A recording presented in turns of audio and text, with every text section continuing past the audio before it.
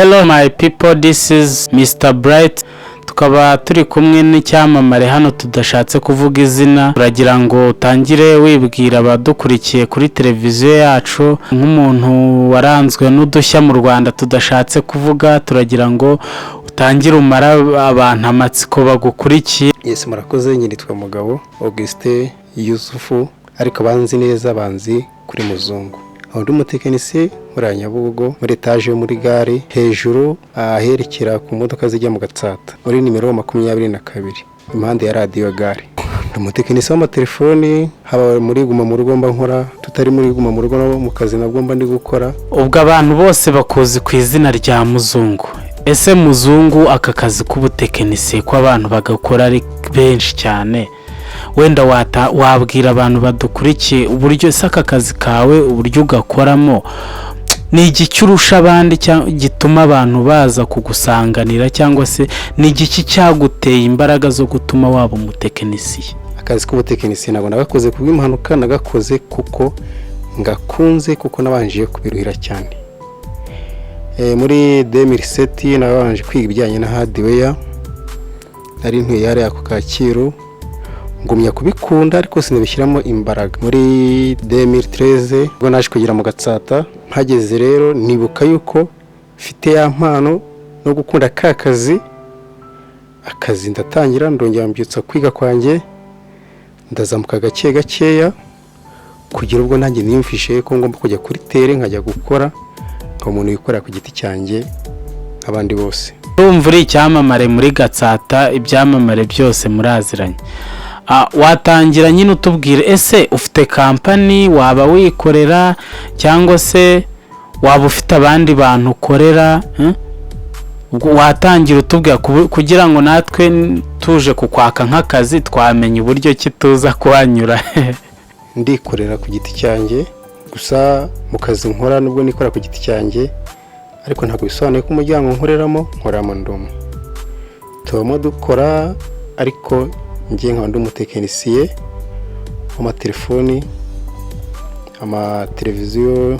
Urabona hano hari ziri analogue n'iziri digital, zose turazikora. Amaradiyo, amampuri, ibintu byinshi biri electronique tubasha kubikora nta kibazo. Kugira ngo nanjye mbone abakira muri minsi turimo itoroshye, icyambere buriya ni contact tuba dufite, kandi abakiriya bacu nabo babazifite. Mu gihe rero wagize ikibazo,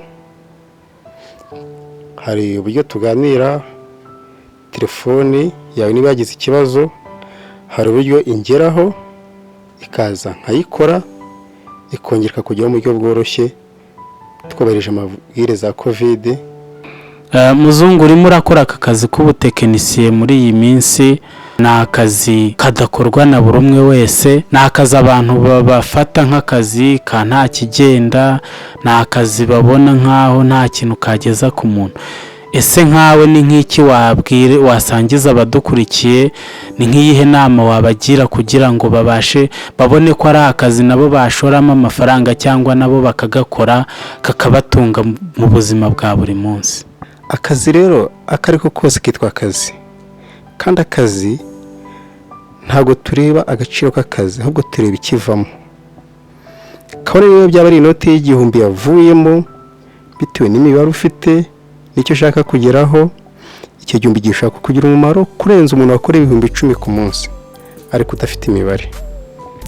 Njye nshobora gukora 5,000 ku munsi, nkari cy5 kazigama 3 500 akora kwifashisha ku ruhande, kandi nkabaho neza nkuko wasanze rwose nta kibazo dufite. Tubaye twirengagije ibingibi by'ubutekinisiye mu mibereho mu buzima busanzwe, ubundi utaratangira akazi k'ubutekinisiye ni izihe ndoto we wumva gufite? Intego yanjye n'ubu muri nge numvaga ibijyanye na hardware muri ngewe ari byo bindimo, kuko nakundaga ibijyanye no gushwanyaguza no guteranya, ariko bitewe nuko mubone bijyanye nuko wenda umuntu ashaka kwakira mutoya, simbishyiremo imbaraga, ariko uko iminsi igenda ishira nkaba nibuka yuko icyo kintu nshaka kugikora kandi kikazantiza imbere. nuko rero naje kubona yuko ari ngombwa ko ngomba kubikora, indoto zanjye ntangira kuzigira impamo. Ubu ngubu ndabikora kandi mbikora mbyishimiye, nta kibazo rwose kirimo. Mu gihe naranguye amapiyese, ngewe ncuruza amapiyese ya telefoni, nshobora kuziguza uzijyana, ariko waza noneho uri umuturage usanzwe uje kwikoresha kuko mfite piyese, nkaguca amafaranga y'amafaranga nguciye ya screen, nkagirika n'amendevure zo kuyifungamo. Ubundi bwoko bwa telefoni nkora, hari ama smartphone, hari amatelefoni y'amatushe, hari ama iPad, telefoni zose zero zasohotse ndazikora nta kibazo. Tekinisiye wa mbere mu gihugu, ikintu gituma uba umutekinisiye wa mbere mu gihugu, nk'umuntu ashaka kugira ngo azumwigishe byasaba iki? Ibijyanye no kwigisha, n'ubu ngubu mfite abanyeshuri nigisha. Wenda umushahara kubigishaho uracyari ibanga, ariko nzi yuko abo nigishije kugira zino saha nabo bafite aho bicaye kandi bakora bameze neza. Kwiga ushaka kumara biga mu gihe kingana gute?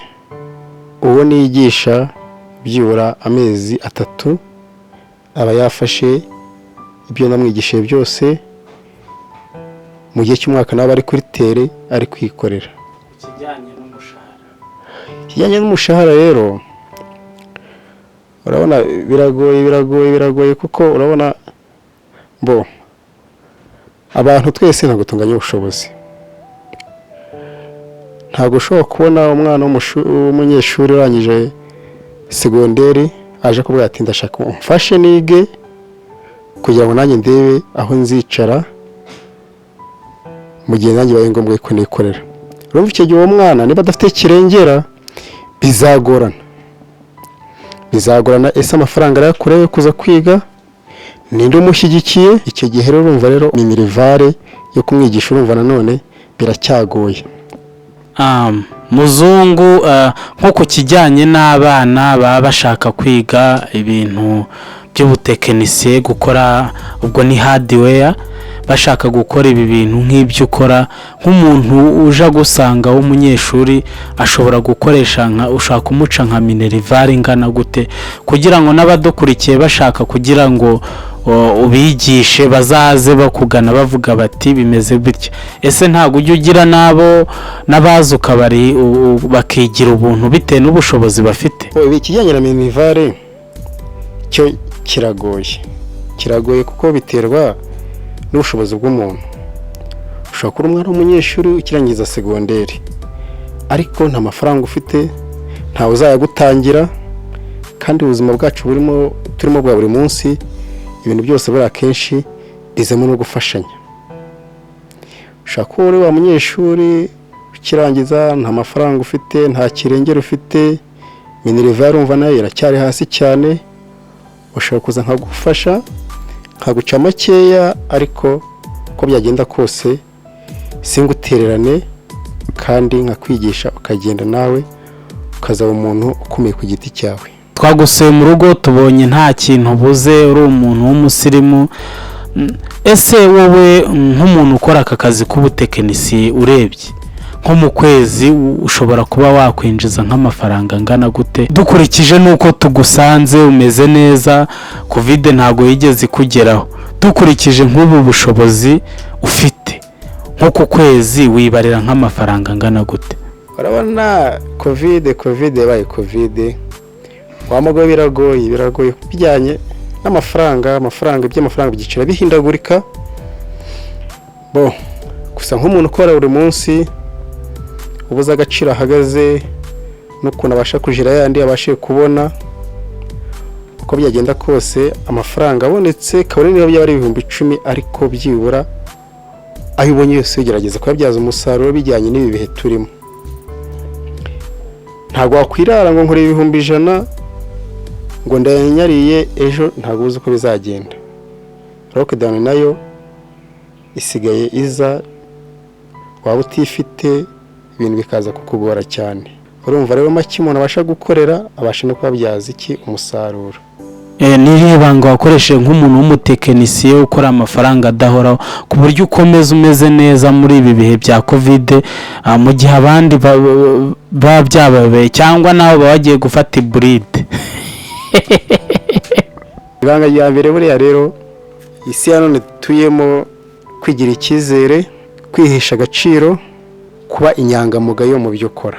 Niba uzi ko akazi ariko kagutunze aribwo ubuzima bwawe bwa buri munsi, kuba inyangamugayo nicyo gisabwa. Ntabwo ushobora kuza unsigire telefone nka iPhone nk'iyi ngiyi uyisige nyigukorere, ntabwo ushobora kuyinsigira nta cyizere wangiriye, kuko ikintu cya mbere kiba mu kazi ni kugirirwa icyizere n'abakiriya bawe, kuko uko ngukoreye niko uzagenda ubwire n'undi yuko nagufashije neza.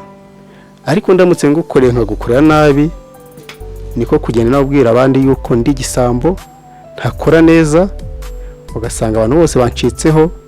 Kandi buriya mugisha wa mbere ni ukugirirwa icyizere nabo muhorana. Inama ya mbere natanga, kwihisha agaciro muri ka kazi umuntu akora, ko baravanga umukobwa umwe abigicucu agatukisha bose. Kanaka niba bayigisambo muri ka kazi akora, bazumva yuko abatekinisiye bose ari ibisambo, kandi siko biri. Wansuye urebye uburyo mbayeho n'ubu ndi mu kazi ngo tuvugana, telefoni ziba zangezeho nkazikora, nanjye nkongera zikagera ku bazinyohereje. Ariko icyo gihe ntari inyangamugayo muri ka kazi kanjye, nta muntu ushaka kunyohereza y'amatelefoni ngo mbashe kuyakora. Tekinisiye Muzungu, tukurikije nk'imyaka ufite, waba ufite nk'imyaka ingahe bijyanye n'ibikorwa byawe byo ndabona bidasanzwe? Wabwira nk'abadukurikiye waba ufite nk'imyaka ingahe? Biragoye. Iyo myaka mu bijyanye no mu kazi ho ni imyaka isaga 14 nkora kano kazi. Ariko niba bijyanye no mu myaka y'ubuzima bwanjye, aho ho haracyari mu ibanga. Gereranya ubwire nk'abafana bawe cyangwa abakunzi bawe nk'imyaka waba ufite, kugira ngo nabe ko turabona ufite baby face, ukagereranya tukavuga ati nibura ndi nko muri iyi range. Ntuyivuge wenda uvuga ati ariko hagati y'aha n'aha. Oya, aho biracyagoye. Urumva urakora umuntu wenda ashobora gusanga afite umusheri n'abatazi iyo myaka, birashoboka. Narambuka mbivugiye hange imbere ya kamera ugasanga nabwo bibaye ikibazo,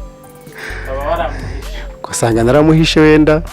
Ariko urumva iby'imyaka byo reka tubyihorere, haracyari iminsi n'undi myaka n'undi gerageza kwigaragaza niyo wayihisha ka gihumbi. Buri myaka ni ikintu umuntu atajya ahisha. Mu buzima bwawe bwa buri munsi waba ufite umugore cyangwa urakodesha?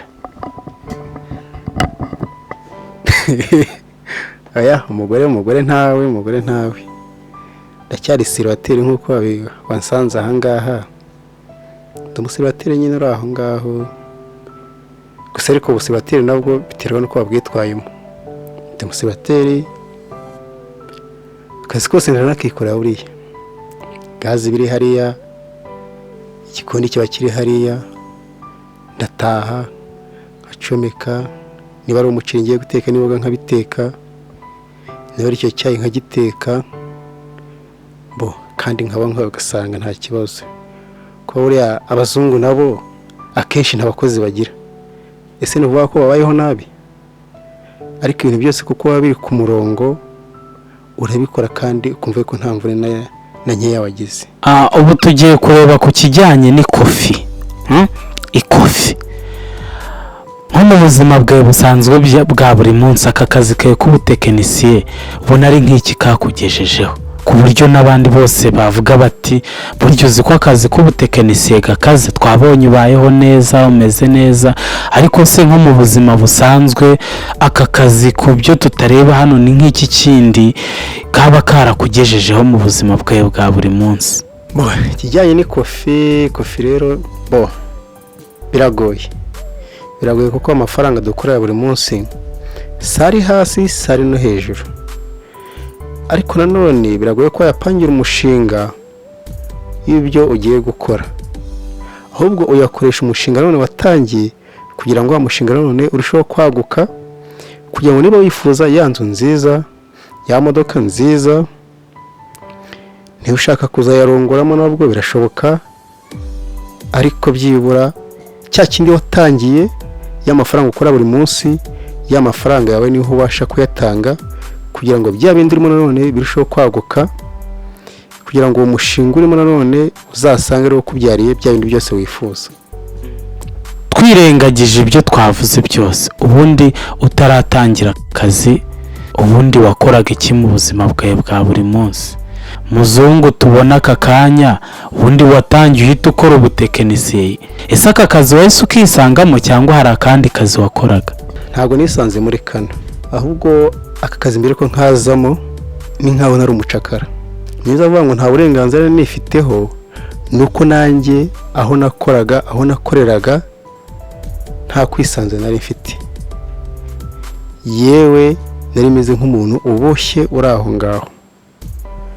Ariko kwa kubana neza n'abantu, baranshoboka kuza tukabana neza, ariko ntazi wenda inyungu bizansatiriza kuri weho. Dushobora kubana nkakubaha, ukanyubaha, ariko ntazi ko weho uri umugisha wanjye. Icyo gihe abantu bankeneye bampamagara kuri telefone. Mfite nimero yanjye ni 0788 70 80 ibaruyeho Auguste. Niyo nimero banshakiraho. Ko n'abantu bashatse kukuremera bakohereza. Muri Momo Pay.